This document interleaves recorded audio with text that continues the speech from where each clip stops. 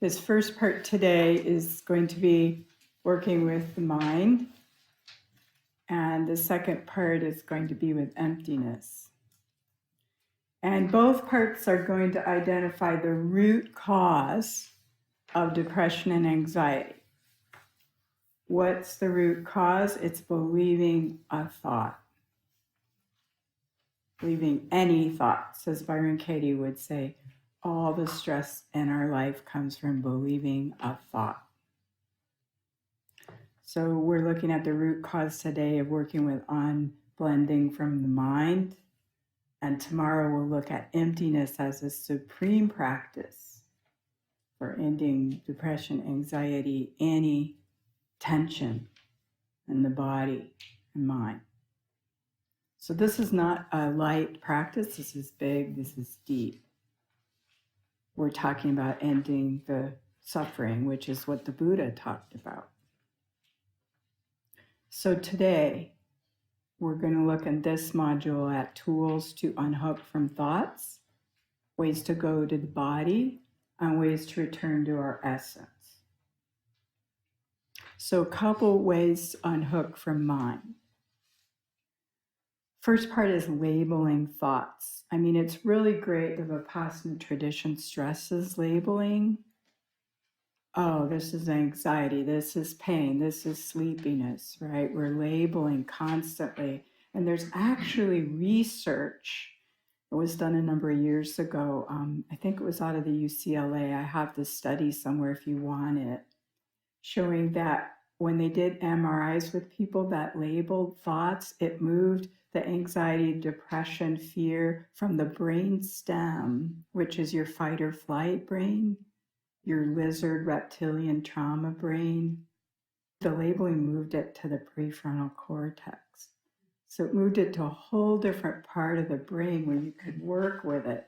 You weren't caught and lost in a trauma state. So labeling is amazing in that it really moves it to a different part of the brain. It really works. So we're lucky that we're practicing in a tradition that encourages labeling. And the minute you label it, it shifts it.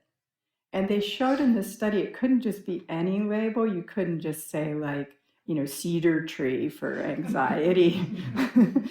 You had to really kind of be close to what it was. Like, oh, this is fear. Oh, this is depression. So labeling thoughts is super important for moving it to a different part of the brain. When I was growing up, my family has a lot of history of depression, anxiety. My aunt she'd walk around the house and she would go, nervous and depressed, and she would say it like a lot during the day. We'd all make fun of her, but it really helped her get out of that mind in what I call unblend. Because, one of the big things with our mind states and believing thoughts is we get really Velcroed to them. We get stuck like fly paper on them.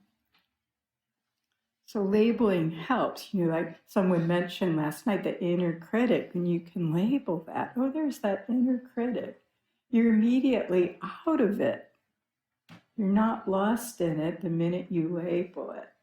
Ajahn Sumedho used to say it's like getting out of turbulent water and getting up on the bridge and going, oh, inner critic, down there. You're out of it for a second. Even if you jump back in the water under the bridge, the next minute you had a moment of being up on the bridge. So labeling is really an important tool for starting that path of not believing any thoughts. I think it's particularly important because our brains, these entity minds we've been talking about, are like a TV station, not with our favorite channels, going 24/7. So it really helps you get away from the TV set, not take it personally. A huge thing of believing thoughts is we start to take them personally, to get away from the TV set, to walk away. And our devices are getting really smart. They've developed these algorithms now to know when you're clicking on things and then they give you more of the same. Well, your brain does that too. And if you really start going to depressed or anxious thought, your brain gets smart and it starts to give you the algorithm more of depression and anxiety thoughts. Maybe you guys have noticed that. It does more of it and more of it. So it's really important to do things to get out of the algorithm, which is labeling. My teacher, Ajashanti, he was joking when he realized that there was this algorithm happening with his clicks on, Facebook and stuff. He just started clicking everything. He's like, oh, if they're tracking the news stories, I'm gonna click on every news story. Play with it, have fun with messing up your brain's patterning and algorithm towards depression and anxiety. Do other things. Take the hat off. So one way to work with unblending labeling is this handout, twisted thinking. And I'm not going to go over everyone, but it really helps us label the classic thought patterns. And number one is all or nothing thinking, black and white thinking. Like, it's either this way or that way. This person is either good or they're bad. The second one, overgeneralization. I'm always failing. I can never do it right. Really great to watch when we're generalizing. And almost always when we're in always and never, we're in a really young part of ourselves. And it's really good if you're in a relationship to realize that when your partner goes, you always do. They're generally like about 5 years old when they're saying that. You never listen to me. And it's just good when you hear that in your brain or in someone else to realize they're in this thinking belief pattern, which often is a very young part of ourselves. Number 5, jumping to conclusions. I like the mind reading. We think that we can mind read for others. And I really saw a funny example of this. Like, I swim with ocean creatures and dolphins, and it's really fun to see what people say. Like, the dolphins love me, the dolphins don't like me. And it's like, no, the dolphins really aren't thinking anything about you. One day I was thinking that the dolphins were like going in the opposite direction, and one took a big poop in front of me, and I was like, oh, they don't like me. And I'm like, no, the dolphins don't judge you. That's you. Catastrophic thinking. That's a really good one. I often will make that mental label. This is catastrophizing. Oh my God, the worst case scenario is going to happen, and this retreat's going to be a total bomb. And you just watch and label catastrophic thinking. Emotional reasoning. I feel like a failure, therefore I am a failure. That we make our feelings true. And the other ones are kind of, other things, just more general ways of looking at mind. The last one, kind of way we link things together. That depressed and anxious mind is always trying to link things together that really aren't linked.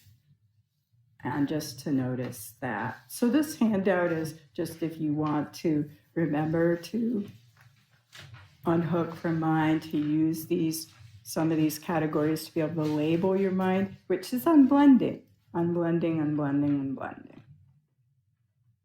Most people don't even have the luxury, if they're not meditators, to even realize they're blended with emotions. We're entering an era where people believe their emotions are facts. Feelings are not facts. And so we as meditators, and especially those of us who struggle with depression and anxiety, know we can't go to our thoughts as facts. We don't have the luxury of believing our thoughts, but a lot of people do. And, we're going to be the people that go, no, this is just believing a thought. Okay, another way to unblend with mind is to look at whose business you're in when you're anxious, especially. Byron Katie, there's 3 kinds of business: yours, other people's, and life's business or God's business. When you're in a stressful thought, ask yourself, whose business am I in? 2/3 of it is not yours. It's something you can do something about, do it. Otherwise, you're in somebody else's business. So 2/3 of probably what we think about is life's business or someone else's business. That'll eliminate a lot of anxiety right there. I talked about last night getting our degree from Making Shit Up University, MSU. Just notice when you're creating a story. And again, Byron Katie really says a wonderful phrase to ask yourself, can I absolutely know this is true?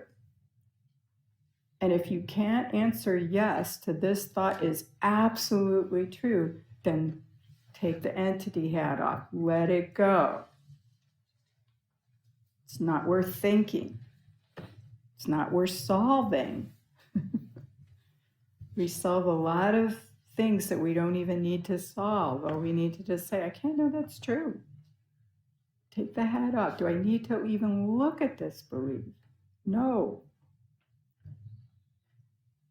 2 areas in our day that it's really important to watch where MSU, Making Shit Up, comes in is the middle of the night. You don't ever want to believe anything that occurs at 3 a.m. I woke up at 3 a.m. I'm like, oh, 3 a.m. mind. And, I've got a moratorium on anything after dark.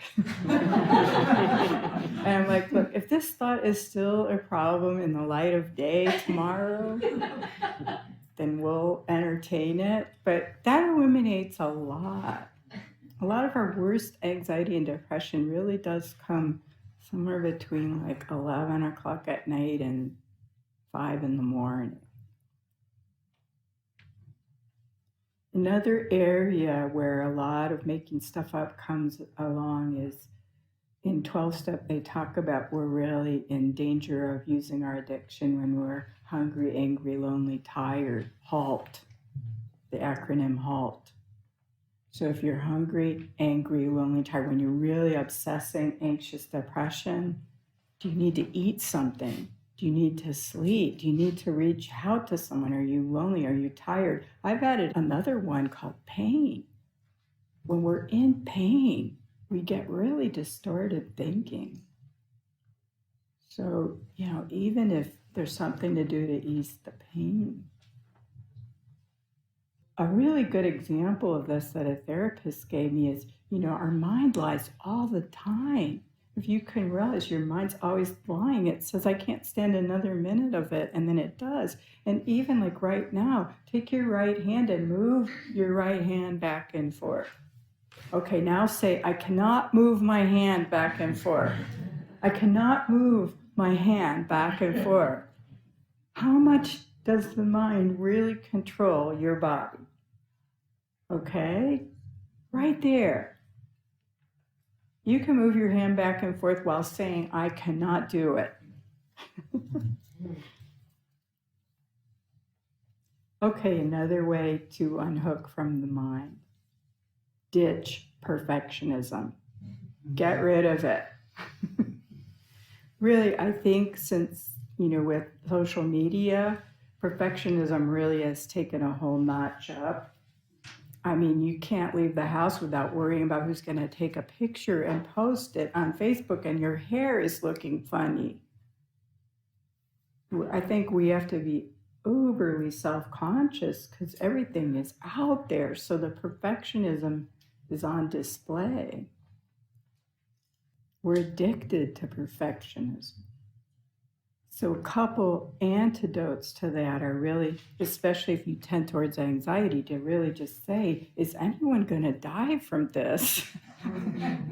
I joke about this is not 911.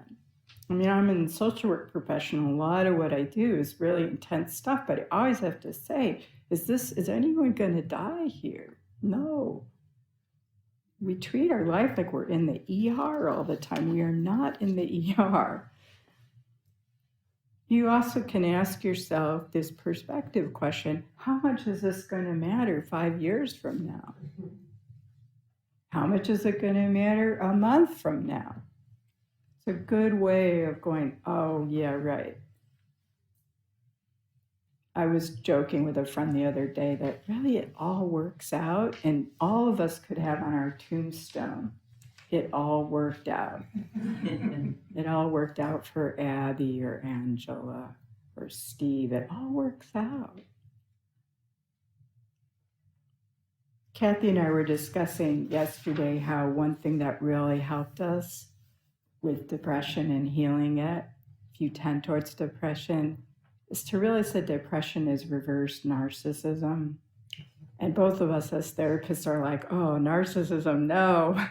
So, you would never think of wanting to say, God, I'm the best person in the world. I'm so great, not like consistently, right? And announcing it to everyone all day long.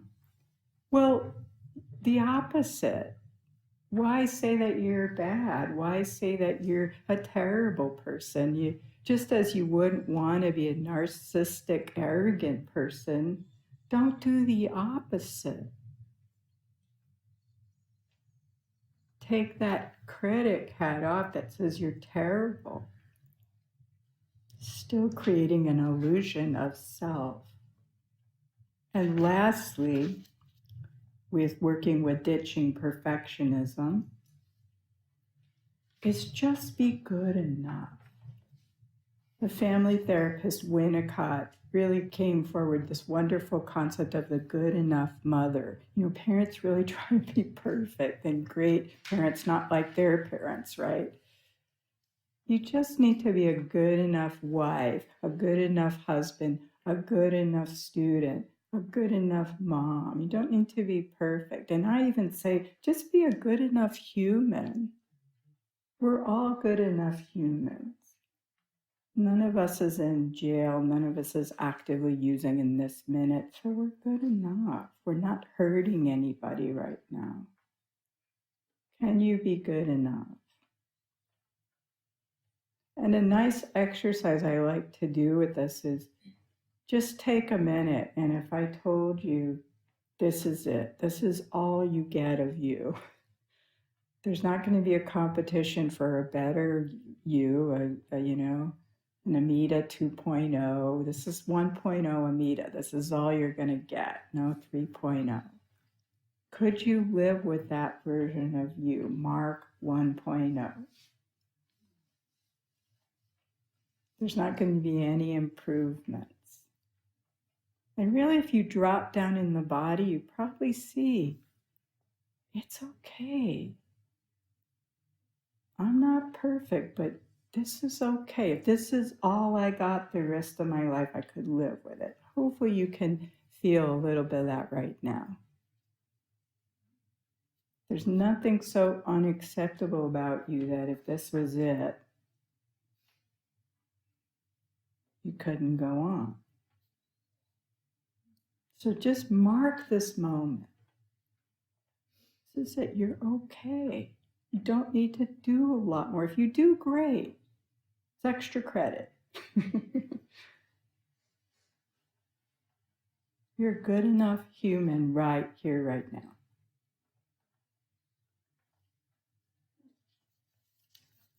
So any other stories? Again, take the entity hat off. Don't need to wear those stressful thoughts. Okay, another way of moving out of the mind. It's the life, not your life. And the more you can get that, the more peace you'll get. In Hawaii, they actually have a word and they use it frequently. They don't talk about my life. They don't even talk about how am I doing. It's how are we doing. So there's a word in Hawaiian, it's called keola, Keola. It means the life. When they talk about my life, it's the life. Anxiety is always trying to control life. Every time we're anxious, it's because we're trying to control the life. And as Byron Katie would say, hopeless. Hopeless. Won't control life. Fear needs a future. Every time we're in fear, guaranteed you look, you're in the future. Trying to control life in the future. Not even in the here and now. Mark Twain says some of the worst things in my life never happened. And really, not to berate yourself about this, this is what the mind does. It's trying to control life, so it creates anxiety. And, we really have to unhook, take the entity head off, and remember your thoughts don't really do much to keep you safe. One of my friends had a lot of anxiety about flying, and as many people do, and he was on the plane once and just worry. And all of a sudden, this little voice, it was actually deep in the voice came to him and said, your worry thoughts are not keeping the plane aloft. And he was like, oh, my worry doesn't keep the plane in the air. And when he really got it on a bodily level, he's never been anxious on a plane again. Your worry doesn't keep you safe. It's all the ways we get involved in the life, thinking it's our life. We're trying to manipulate my life situation. So if you can unhook, trying to make your life situation perfect or controlled, and just relax back into the life, huge amount of thoughts will disappear. Again, you're out of life's business, right? One of those three kinds of business. And then you can just relax and enjoy the ride. My teacher, John Martin, who I've been working with, he has this thing called, passenger consciousness. You're just a passenger in this bubble of you moving through space. You can enjoy the ride of the life rather than trying to always have your hands on the controls of this imaginary dashboard where nothing you do is happening. Not much, at least. It's really the way we create stories about our life. And there's this little teaching story about a meditation student who goes to his teacher and he says, gosh, life is so hard. And the teacher looks at him and says, compared to what? So we tell this story about what our life situation should be versus just living the life. It's not hard. It's not easy. It's just the life. And we talked about this. The last piece in working with unwinding the mind is taking the entity hat off. And this is deep practice, and you can do this probably till the day you die, but any thought, like I said, believing a thought is the source of all stress. And not to make anything wrong with when you believe a thought, but just notice, my teacher says anything after I think, no. I believe, no. What the mind thinks it wants, no. Everything I think has to go. Everything I think has to go. It doesn't leave much. Adyashanti says, all thinking is trying to gain control over our world. There is no such thing as a true thought. And there is no truth to be found in the mind. This is really important we get this. When we really get that, we won't be going over and over thoughts. There is no truth to be found in the mind. Keep going until all beliefs are gone. That's what this practice is. If you want a warrior path, if you want warrior, okay, yes, somebody's nodding. Keep going until all beliefs are gone. Not just depression and anxiety, all of them. I'm taking that vow. If you want to join me, let's do it together. The world could use more people with all beliefs gone. And we'll get into in a minute, where does that leave you? The mind is an addiction. And like they say in 12-step with regarding addictions, 1 is too many and 1,000 isn't enough. 1 drink is too many and 1,000 isn't enough. For me, it's like cookies. 1 is too many and 1,000, because it leads to 1,000 for me. Same with belief of thought. There's no truth to be found in mind, so any belief. 1 is too many. Your mind is on crack cocaine. Treat it like that. Treat it like someone on crack cocaine. And then you look, what's beneath it all? What's beneath it all? Beneath it all is a life force. A life force that's free of thought and belief. And I'm not there yet, but a lot of it's gone. And as Kathy and I were talking the other day, it's like it gets quieter and quieter because you're just in the life force. It's not just free of depression and anxiety, it's free of thought. And our depression and anxiety have been perfect teachers to let go of all beliefs. Your spirit, your body have been enslaved by this crack cocaine mind. Just over and over and over again. This is what the true freedom on retreat is.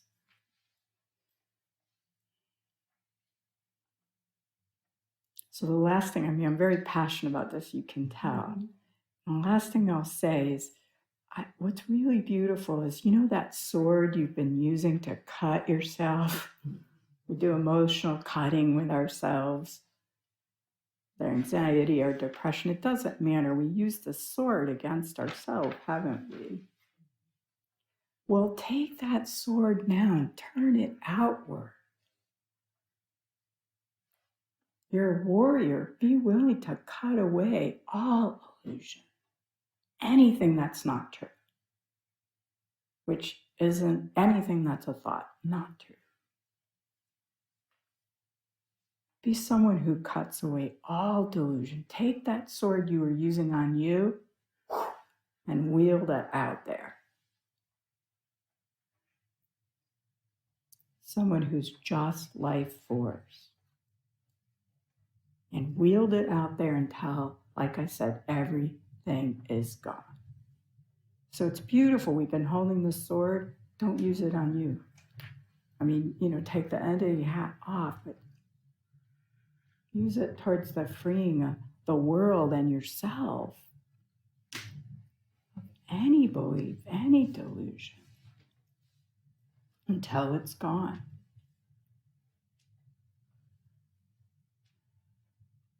It's a big undertaking.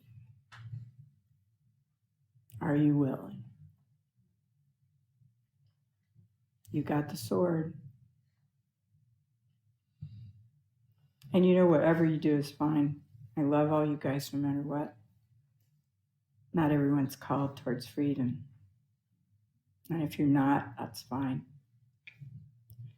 So, backing up, we've got these tools to work with the mind. Unblending with mind. Labeling thoughts. Whose business am I in? Making shit up university. Ditching perfectionism. The life versus my life. Taking the entity hat off. Using your sword to cut away all beliefs. Okay, last 2 parts. So what's left? The body is left. Our loyal bodies. We have such loyal bodies. They're always here. So the reason why we do that meditation in the beginning where the breathing, the body anchor. Bodies are so reliable. The Buddha called them slow moving. Although they're not. Actually, when they make a decision, they're quicker than mind.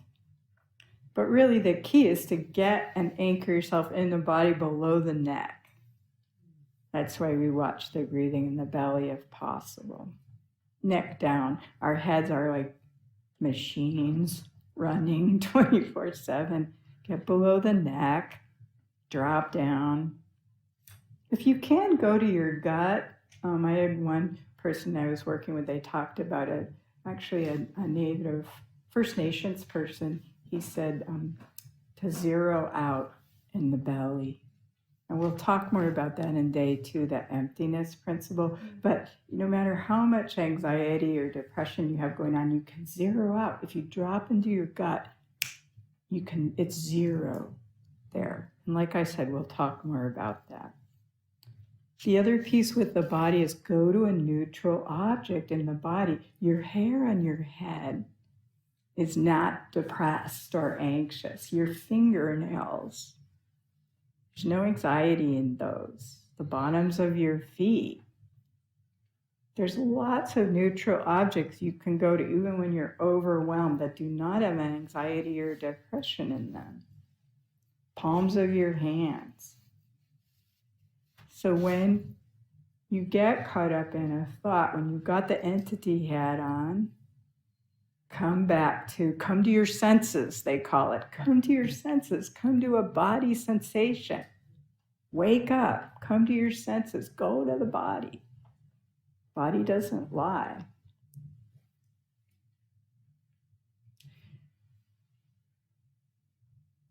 Part of coming to the body that trauma therapists have discovered is to stretch and breathe and touch. So we're going to talk a bit about that, and it relates to the second handout that you have, this profile map, which actually it should say polyvagal ladder at the top. But polyvagal is basically our parasympathetic nervous system has what's called a polyvagal ladder. So this ladder on the left side of your handout, it's really important. Our nervous systems work this way. So when we're triggered, we're at the bottom of the ladder. It says immobilized, collapsed, and you can see the lovely statements here. I'm unlovable, I'm invisible, I'm lost and alone, the world is cold, empty, uninhabitable. The bottom of the polyvagal ladder is not a good place to be, but we get there. It's really when we're most collapsed, we're most in a really young part. That's often a trauma part. Then the middle of the ladder it's not collapsed, it's not frozen, but it's in a fight or flight, which is still a trauma state that's in your brain stem. So it's mobilized, but it's fight or flight. I'm crazy, toxic, the world's unfriendly, scary, exploding. So, it's things are not safe even at that realm of the ladder. It's got a little more movement. But then we go up to the top of the ladder where it's called safe and social. We've got mobility. We've got regulation. I am okay. The world's welcoming, filled with opportunity. And of course, being a ladder, you're going to be in different places on this. But I like this ladder to just go, oh God, where am I? And do I need to climb up some rungs here? And my friend who's a therapist, she's really cute. Sometimes she'll come into my office and she'll sit down in a chair in my office and go, I'm at the bottom of my polyvagal ladder. And we'll just joke like, oh yeah, that's a hard place to be. How can we get you up a couple rungs? So the way to move up, first, the ladder allows you to label. Again, just go, oh, I'm at the bottom.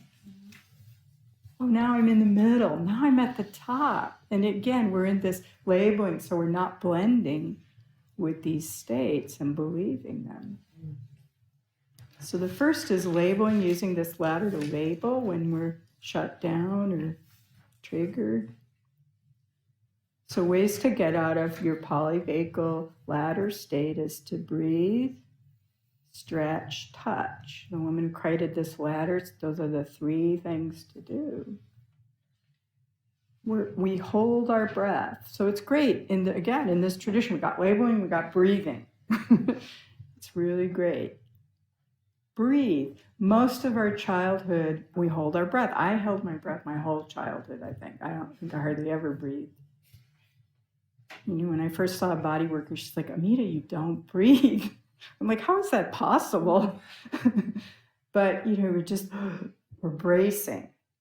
Especially in cold climates, there's a tension with the cold. You really need to work on making sure you breathe. Stretch. When animals stretch, you notice how relaxed it is when they stretch. So make sure you stretch. That's why yoga is such a good tool. Stretching. The last is touching. We're mammals, so we co-regulate. We develop what's called coherency. That's part of the vagal ladder at the top. We're coherent at the top. Is touching, and we're not going to be touching animals or humans here, which is really great to do when you're in the world, but we can touch the earth. And the earth is a huge regulating factor. In fact, they've shown if you can walk on the earth in your bare feet, it totally re-regulates your system. It develops coherency. So use nature here as our regulating force for yourself. And it's great when you look at nature and how nice we've got the sun coming out. There's no depression or anxiety in nature. You know, one tree doesn't look at another and go, why are you so tall and I'm not? At least you don't think so. A cat doesn't, shame itself for not being more like a dog. So nature really is clean. It's clean of the entity mind. So it's really great to go out in nature, touch nature, look at it, feel it. It's clean of this entity mind. And one thing about being in nature, when you do go out and there's something that's yummy, like the sun or feeling of the trees, spread it around your brain. This is what these people that work with trauma, they say you can spread it around your brain. You're eating something yummy at lunch, spread it around your brain. That really helps us come back to our natural state, which is regulated. Okay, last thing, and then we'll be done. If you're not believing your thoughts, and you're coming to your body, and you're also coming to your essence. Your essence. Your face before you were born. The you that's never been anxious or depressed. The you that's never been touched by trauma. The you that is just you. It's below all the thoughts, valuations. There's a you that's always fine even when other parts of you are not.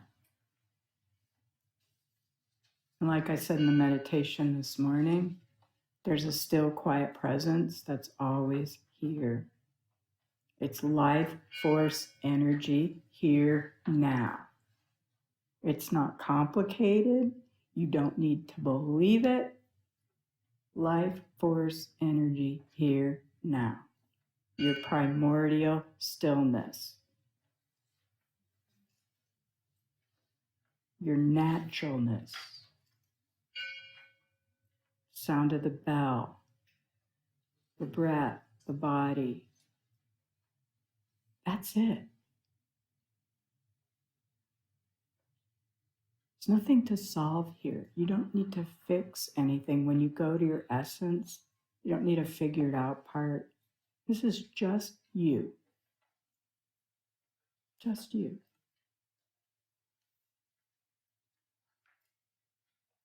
And this is a shortcut. There's no beliefs here. There's nothing to fix. Just you. Your naturalness, your primordial nature. Thank you for listening. To learn how you can support the teachers and Dharma Seed, please visit dharmaseed.org/donate.